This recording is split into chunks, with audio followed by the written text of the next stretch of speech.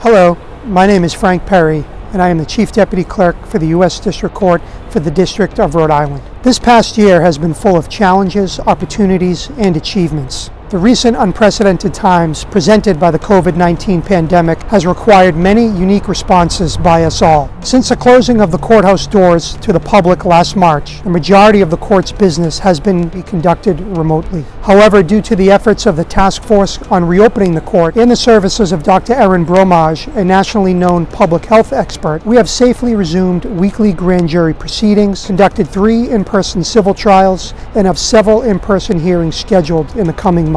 As we begin to discuss the resumption of in-person criminal trials, we have made this short video to let you know the steps we are taking in the District of Rhode Island to not only ensure your safety, but to ensure a defendant's Sixth Amendment right to trial. Please know that the health and safety of all visitors to the U.S. courthouse are of extreme importance to us. To that end, we have instituted the following precautions to protect your health and safety for when you return. Before anyone steps inside the courthouse, they are required to answer a series of COVID-19 screening questions. Additionally, the screening questions will be included in the packet of materials that jurors receive in advance of impanelment. The day before your scheduled proceeding, all case participants must visit the court's website to download and complete the series of COVID-19 questions. Upon successful completion of the questionnaire, you will receive a QR code via text message. Please do not delete this message. You will use this code at our temperature kiosk on the day of your arrival. Please note that the front courthouse doors remain closed. All visitors must report to the rear of the courthouse on the Washington Street side. This is the street between the courthouse and the Pastore building. The vehicle gate will be open prior to your arrival, and a court security officer will be present to guide you to the rear entrance of the building. Upon arrival, you will be greeted by a clerk's office staff member who will assist you with our temperature kiosk. If your temperature is within acceptable limits, you will then proceed through security. We've initiated enhanced cleaning throughout the courthouse, and there will be hand sanitizer stations, disinfecting wipes, and service disinfecting sprays available.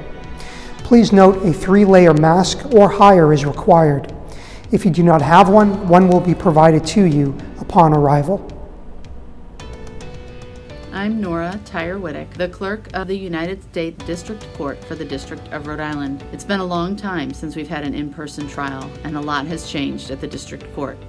After participants are screened by court security, they will proceed directly to the court testing room. The testing room is located off the front lobby of the courthouse, down the hall past the jury assembly room, where they will be administered a COVID test.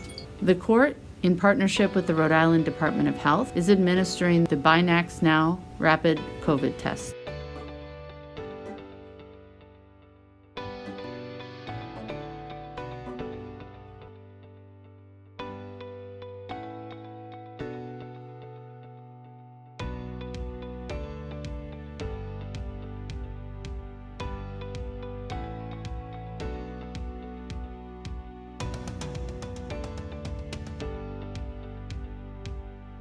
This test takes 15 minutes from testing to results, and results will be reported to the Department of Health. Hello, my name is Michael Simoncelli, and I'm the Operations Manager here at the United States District Court for the District of Rhode Island. Due to the layout of the courthouse, the number of people required for a criminal jury impanelment, and the maximum number of people that we can safely put in any space in the courthouse for a jury impanelment, the impanelment will be held in multiple spaces throughout the courthouse and will be unlike other jury impanelments that you have been a part of before. The main impanelment space will be courtroom 1, as this room will permit us to place 28 jurors socially distanced in one place. The room will hold the jurors who are in the box. The box will comprise the number of people on the jury, plus 16 peremptory strikes permitted under the rules. The remaining reserve of jurors will be held in other locations throughout the courthouse, where they will watch the proceedings in courtroom 1 by video. Attorneys for the defendant and the government will receive the complete list of jurors appearing along with their questionnaires and other jury-related documentation before the day of impanelment. Attorneys will be provided a list of the pre-selected jurors in the box in courtroom 1, along with an alphabetical list of the reserve jurors on the day of impanelment. Each judge will decide whether the voir dire will be done by the judge, attorney, or both. As with the impanelment, the trial will be conducted differently than those trials in our pre-pandemic world. All attorneys participating in a trial will have a final pretrial conference in the courthouse, where they will be able to view the trial space and will be able to discuss trial logistics with the court. The trial will be held in the court's jury assembly room. The jury assembly room will be used instead of one of the rooms in the courthouse because the jury assembly room is the safest location to hold a gathering of a significant number of people for a sustained period of time. The dedicated air handling system in the jury assembly room turns the air over more than 10 times per hour, far above recommendations of the CDC. The jury assembly room is the only space that can accommodate the number of people needed for a criminal jury trial. And the jury assembly room is a blank slate, where the court can configure the room in such a way to allow a fair trial to occur in the safest manner possible for all participants. Now, while the air handling system allows for the court to conduct the trial safely in the jury assembly room, it is important that the room be permitted to rest for a period of time after being occupied for 60 to 90 minutes continuously. Attorneys should anticipate a far more truncated trial schedule than normal. The court will provide each attorney with a space to go to during break and rest periods.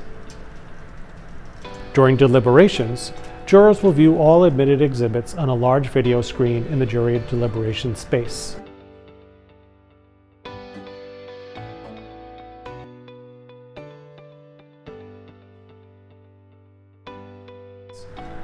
Witnesses must be given an arrival time by attorneys, and this must be communicated to court staff in advance of their entry. As with anyone else entering the courthouse during the trial, witnesses will need to go through all layers of entrance screening. In addition, attorneys must identify any special requirements for witnesses, for example, the need for an interpreter, in advance of trial and communicate those requirements to the court. Unlike in the courtrooms, the technology in the jury assembly room is limited.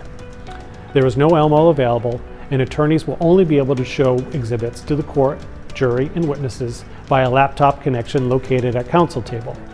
Attorneys must bring the laptop they intend to use at trial to the final pretrial conference to ensure compatibility with court systems.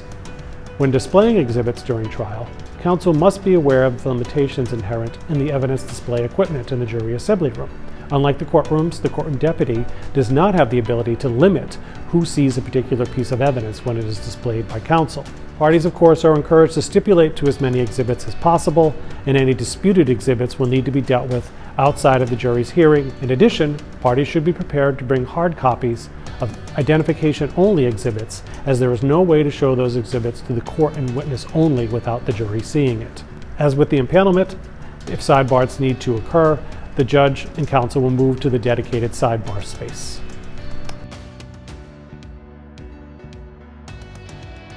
A limited number of non-case participants will be able to view the proceedings at the courthouse in one of the dedicated video rooms. Due to the number of people required in the jury assembly room, non-case participants will not be allowed to view the proceedings from this room.